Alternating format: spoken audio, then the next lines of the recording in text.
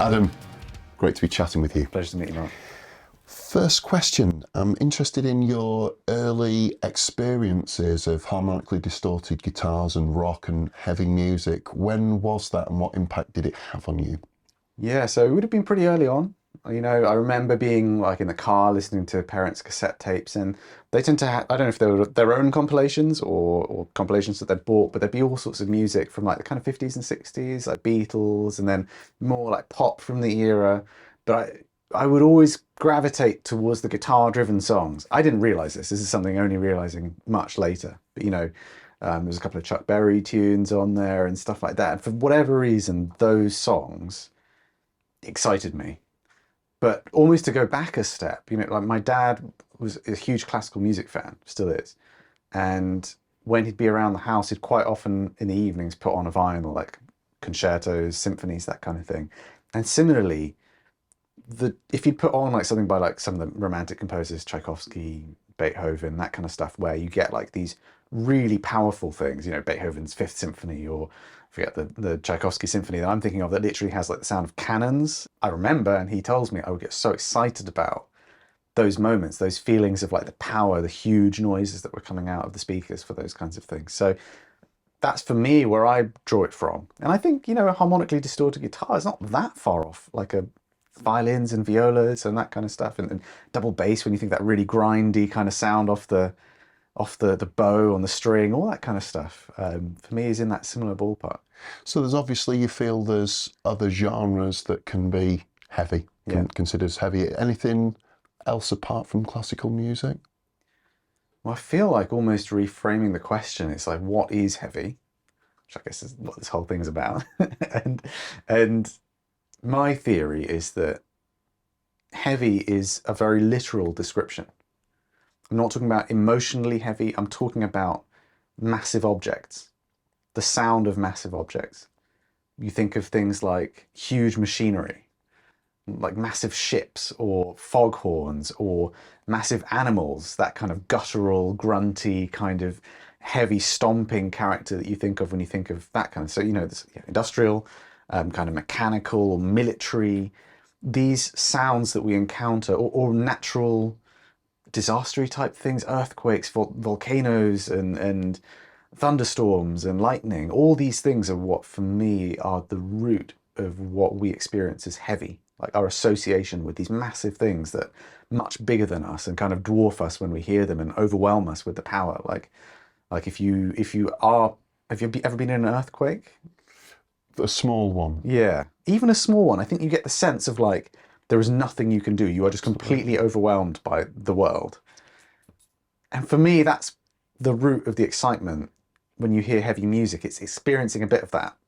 When you hear a sound that sufficiently crosses this threshold of sounding, or I mean, even just someone like yelling, you know? Like when someone's really yelling, the sense of power that you get off them, again, could be related to like gorilla kind of sound or an elephant trumpet or something, like these hugely powerful animal noises. They do something. They physically move your body in a way that we don't experience every day.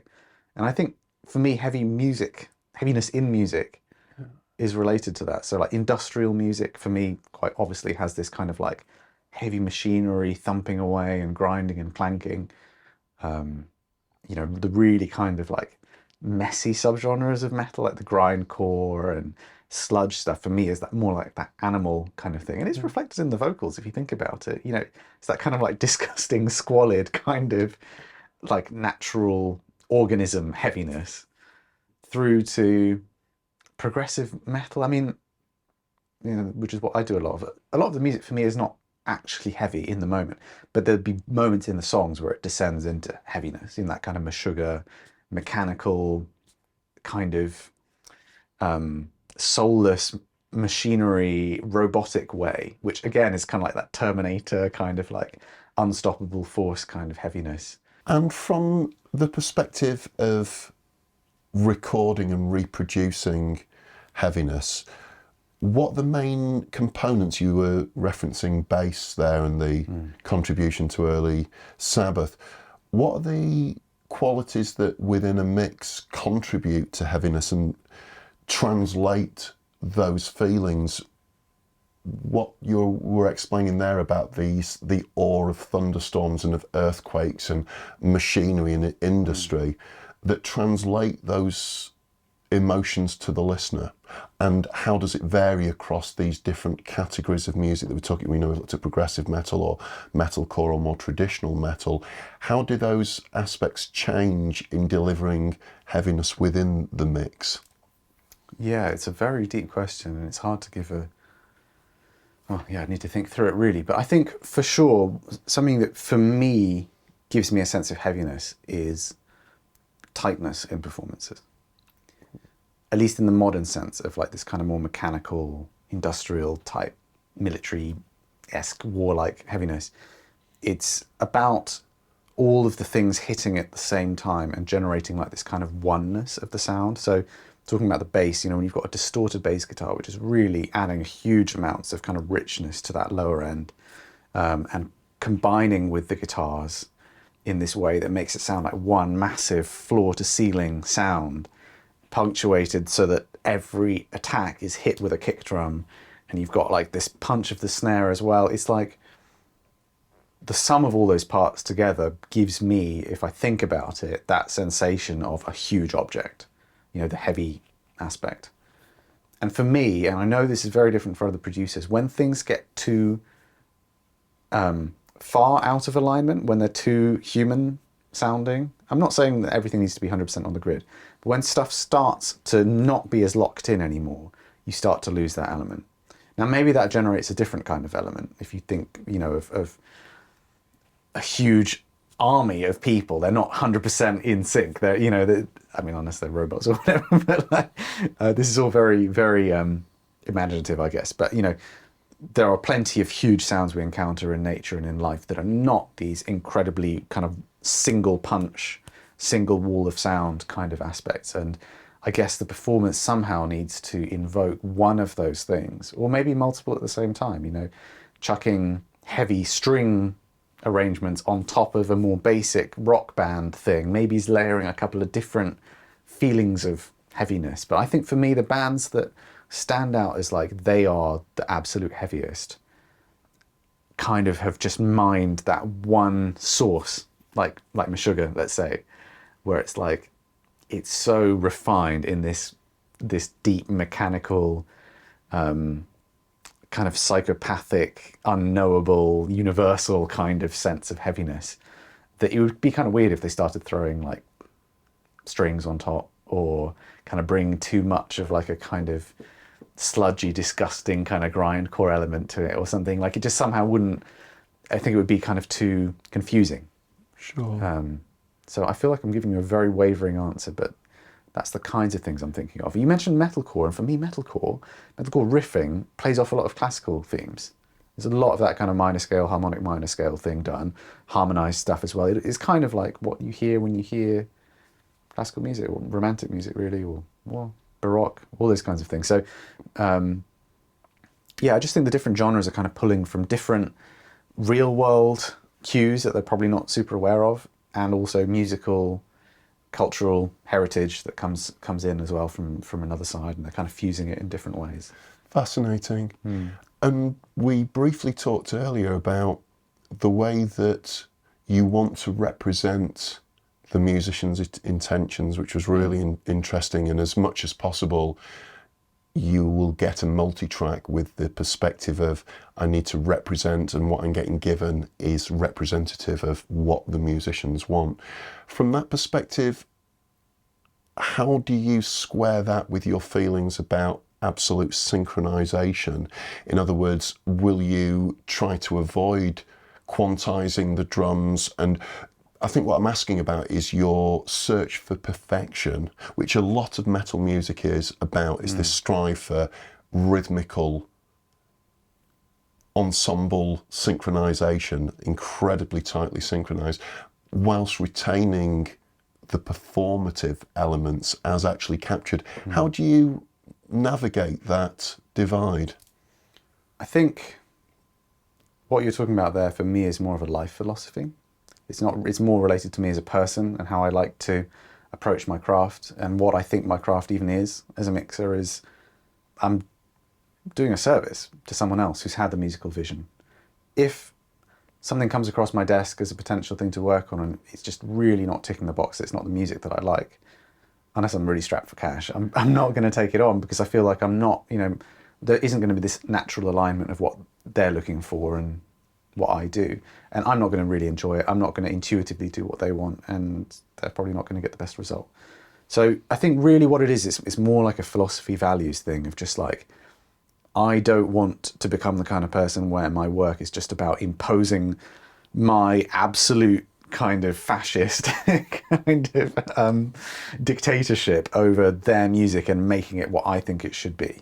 That to me, I've done that in the past. I think everyone does, especially when you're learning, you're kind of using the music that you're working on as like a test bed of like, can I achieve this kind of thing? And I guess you get to a certain point where you do a few productions where kind of everything goes your way and you're like, oh, cool, right, I've done that now. What's next? And I guess one option would just be to do that over and over and over again, but that seems pretty boring to me. Replace the drums with the same drum samples or the same family of drum samples, use the same amps, use the same mix processing, I think, falls in a slightly different ballpark because you're working on different source tones. You can use the same compressor on a vocal A and vocal B, and the results can be really different because they're different vocalists. But you know what I mean? Like you could just flatten out all difference between every job you do, and I think that's just a bit boring, really. So there's more of just a curiosity for me of like, what is this person trying to do? If everything's really loose and I'm like, guys, is this intentional? And they're like, well, it's not really what we wanted, then sure, let's go and quantize it. But if the client comes back to me and goes like, no, that's how we want it, that's how we like it to sound, then unless I'm just completely turned off by it, I'm going to try and work with them and be like, okay, cool, let's see what happens. I'm going to do my thing and see where we end up. Maybe it's not going to be my favorite record in the world, but I'm curious, to see what would come out. So that's a different thing than the achieving heavy perfection. Yeah, that makes sense. And continuing with the theme of the way that heaviness has changed over time, what are your observations about how you navigate the challenges of these performance tempi and very, very fast performances with very down-tuned instruments? So you've got several times more performance events per second than in most other genres, with incredibly slow, long wavelengths, and that's a specific challenge. And then you've got the space available for reverb. What are your observations about performance tightness and about representing those sonics to the listener? Ooh, good question. I think for me, a lot of it's intuitive when I work as a mixer. I'm not thinking too technically about it. It's just I'm listening, and I guess when I'm mixing, I'm error checking. I create some sounds by working on the source tones, and then I'm listening and I'm checking for errors, like, oh, low end's getting out of control, I should do something about it. I could use an EQ to maybe duck low end out of the kick or even the whole mix, but then I might be like, oh, in this section now it sounds really thin, so maybe I should do something dynamic instead. So it's about error spotting and then finding the most appropriate fix. So I don't know that I've got necessarily like a very specific objective answer to what you're saying. But I do think that tightness of performance helps clarity, especially if you're talking really fast, really low. Consistency of performance, like, so, if it's fast guitar playing, even sounding picking, if it's supposed to be just like constant sixteenths or gallops or whatever, if the guitarist is really tight and plays with a very similar intensity throughout, you can get that to sit really audibly in the mix. Whereas if you've got the opposite of those things, then you're just always fighting for it. And, I think, frankly, some bands would sound better if they played slower and higher, like, being the musicians that they are. But it's all just different. It's a whole spectrum of what people want to hear out of their music. And, as a mixer, I would just be trying to get appropriate source tones and then listening to see if things are getting out of control and if there's anything that can be done to aid listenability in certain sections. Sure. And what textures have you dealt with from a production or mix perspective that you feel have really contributed to the heaviness of the band outside of drums, bass, guitar and vocals? Outside of that? Well, I mean, the very classic thing is the sub drop, classic, to someone of my age, which, especially in the early 2000s was getting used a lot in the kind of very commercial metalcore kind of thing where you were getting just like these low bass drops and stuff like that, which especially live would have huge impact. So there's that. But I mean, you know, I'm aware of people using synth reinforcement on their bass. I don't tend to add any of these things, but I do quite frequently get music now that has lots of synth layers and programming. That's become very fashionable in the more commercial metal genres, and that stuff can add, you know, you quite often get like these kind of lolloping loops that people just chuck under a stompy riff, and immediately it gives it this kind of, you know, this like, yeah, huge kind of industrial character, or yeah, I'm struggling to think outside of the things you're talking about. But yeah, you know, it's supporting sounds. They could be synthetic, they could be strings, they could be yeah, more percussive elements, but all those things layered up under the rock band can increase that. What are your thoughts about how low fidelity, lo-fi productions contrast with high fidelity productions? Obviously, you're renowned as a specialist within a genre of music which broadly characterised as progressive metal, that's got a really high emphasis on clarity to understand the complexity of the performance, because those performances no longer make sense if you can't understand them. And so from a genre of music, as I say, with really high prestige on the clarity side of things, how do you compare it, that sense of heaviness from a progressive metal production that's very high fidelity, to lo-fi productions, a lo-fi black metal production, for example? Do you still feel that they are subjectively heavy, or it's a different kind of heaviness, or what are your observations from that perspective? I think it's a different kind of heaviness. I never got into that music and felt emotionally connected to it, which is, I think, where the heaviness comes from, because it certainly isn't coming from the sonics. You know, if we're using my definition of heaviness, which involves this broad range, you know, especially the low frequencies, those overwhelming body sensations. Yeah. When you hear black metal, it's much narrower sounding. It was lo-fi, like you say. So it doesn't give me the feeling of heaviness, but it can give me a whole other range of emotions.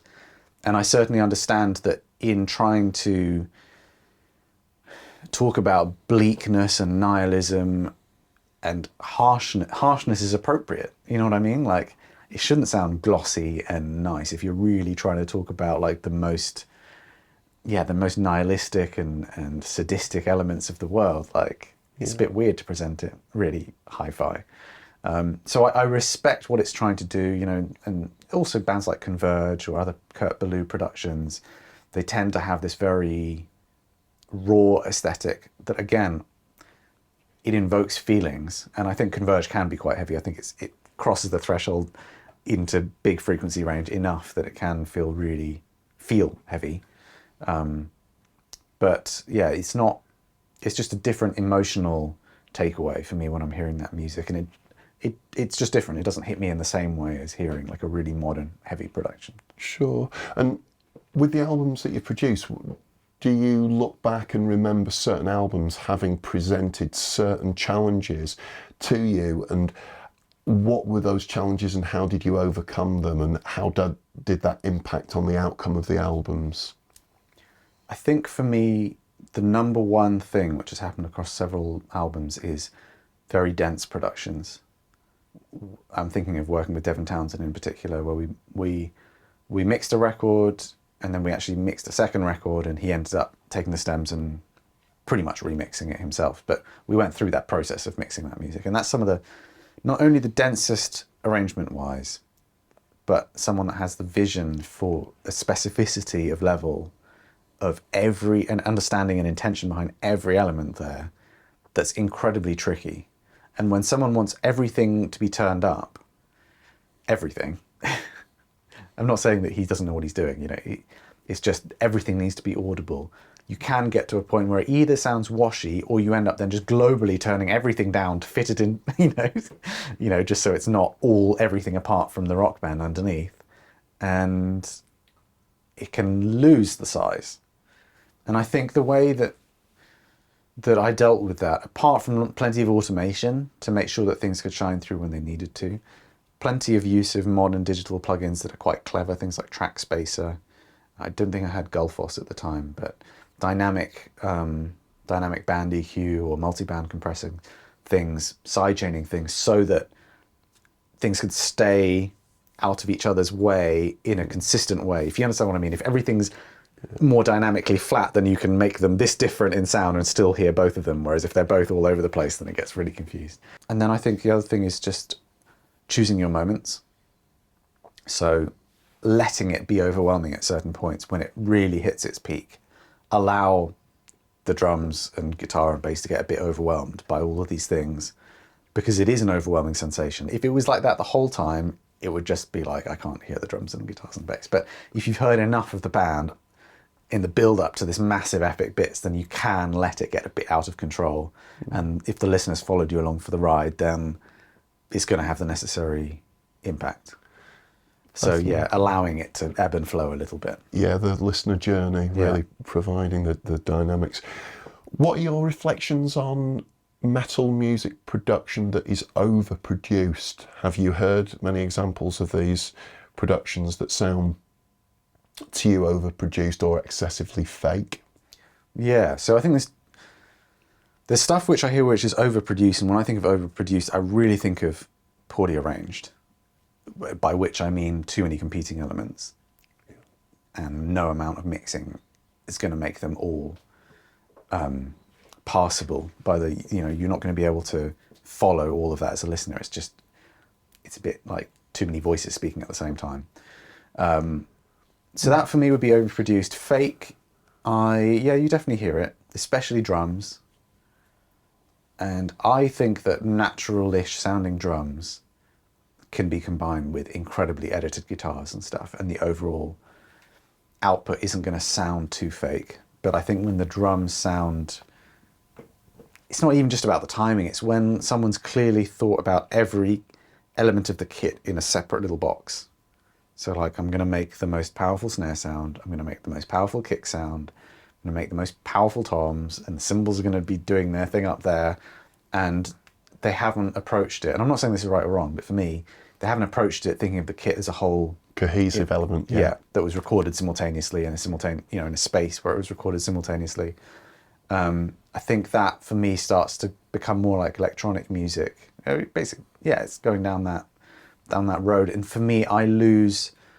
Gosh, this sounds like a really harsh word. I don't mean it in a harsh way, but there's a loss of integrity in the real definition of the word, of hanging togetherness, of like, that I'm looking for when I hear music. Like, if I subconsciously or consciously can relate it back to a real event that happened, a drummer in a room playing, or drums that were sampled in a room, which is what I try to do with my company. I'm not trying to do a plug, but with my company, when we sample drums, my goal is hopefully that people use them in their completeness. They don't mix and match between loads of things and stack them up with too many samples, so that it still sounds like a cohesive thing, Sorry for the aside, but I feel like when I get that sense, my attachment to the music, the depth of engagement of the music for me is much deeper. It's like when you could have an amazing plate of food, it's delicious, but then if the same experience was preceded by someone showing you around the farm where the vegetables were grown and explaining a bit about the cooking process, or you just had the knowledge to be able to infer that from what you were eating, that's more information that your brain can do stuff with, and more gratitude that you can have for every bite and understanding, and that really deepens the process for me. So, God, I'm giving you a really long and wanky answer to this, but hopefully you understand what I mean. Like, for me, when things get too fake, it's just a pretty thing. Yeah. It's just like, cool, that's amazing, but I lack the engagement. So a really interesting perspective there about the representations of the performances and the way that you solve the challenges with different albums. What are the general trade-offs that you're looking at when you're mixing a metal album? Is it that with increased punch and clarity that there's less of a sense of cohesion, or with a greater sense of punch with the drums, they're less natural sounding, or with increased attention to quantization, you lose the sense of authenticity? Are there generally these trade-offs that you're trying to navigate all the time? It's a good question. I suppose that yes, inevitably. But I do think that technology and experience and skill is adding up to productions that more and more are having their cakes and eating them. You know, like I feel like the quality of high-end metal production now is achieving punch like never before, frequency, bandwidth, you know, low end and high end, and you know what I mean? Just really pleasing amounts of information across the frequency spectrum. The best ones for me are still having some kind of character where you've got discernible performances. And I think, yeah, it's people getting, you know, the genre getting older and people knowing more and more what to do with it.